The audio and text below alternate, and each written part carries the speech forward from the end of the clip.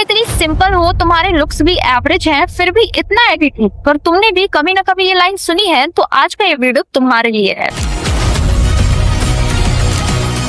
So hi guys, welcome back to my channel. मैं टीने साक्षी and today we are not just talking about body shaming, we are talking about the people who judge your entire personality. Honestly, लोग आजकल सिर्फ looks पर जज नहीं करते, वो डिसाइड कर लेते हैं कि तुम कितनी कॉन्फिडेंट हो सकती हो, तुम्हें कितना बोलना चाहिए, तुम्हारी पर्सनैलिटी फिट है या नहीं। मतलब उन्होंने पूरा रूल बुक बना रखा है। बट उन्हें प्रॉब्लम तब होती है जब तुम उनके अगेंस्ट बोलते हो और जब तुम उन्हें रिप्लाई देते हो तो वो अनकंफर्टेबल हो जाते हैं। तो अब इसीलिए अगर कोई तुम्हें जज करे, तुम्हारे लुक्स पर कमेंट करे या तुम्हारी इंसल्ट करे, तो तुम उसे ऐसे जवाब दिया करो। नंबर 1, अगर कोई तुमसे कहे कि तुम्हारे लुक्स भी एवरेज हैं और इतना एटीट्यूड, तो तुम उससे कहो लुक्स तुम्हारा ओपिनियन है, बट मेरा एटीट्यूड मेरी सेल्फ रिस्पेक्ट से आता है। और ऑनेस्टली मैं अपनी वैल्यू किसी के स्टैंडर्ड पर मेजर नहीं करती, तो हूँ जैसी हूँ, क्लियरली हूँ, प्रिटेंड नहीं करती। नंबर 2, अगर कोई तुमसे कहे कि तुम्हें देखकर लगता ही नहीं है कि तुम कुछ बोलती भी होगी, तो तुम उससे कहो सिंपल रहना और चुप रहना सेम चीज नहीं है। मैं सिंपल हूँ, पर जब बोलना होता है तो मैं क्लियरली बोलती हूँ।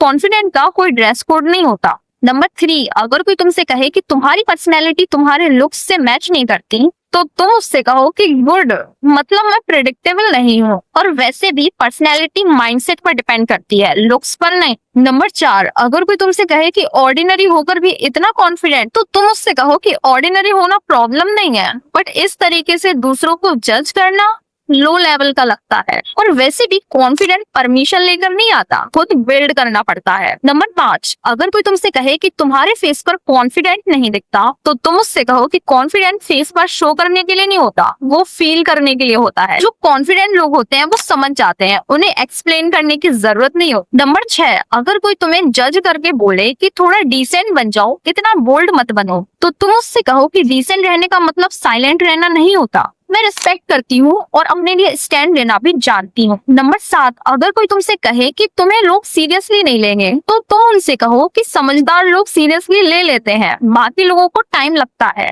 और ऑनेस्टली मैं किसी को कन्विंस करने के लिए नहीं बैठी हूँ। नंबर 8, अगर कोई तुमसे कहे कि तुम कभी कभी ओवर लगती हो, तो तुम उससे कहो कि ओवर तब लगता है जब सामने वाला कम लेवल का हो, सिंपल। नंबर 9, अगर कोई तुमसे कहे कि लुक्स इम्प्रूव करो, पर्सनैलिटी बेटर लगेगी, तो तुम उससे कहो कि पर्सनैलिटी लुक्स से बेटर नहीं होती, सोच और बिहेवियर से होगी।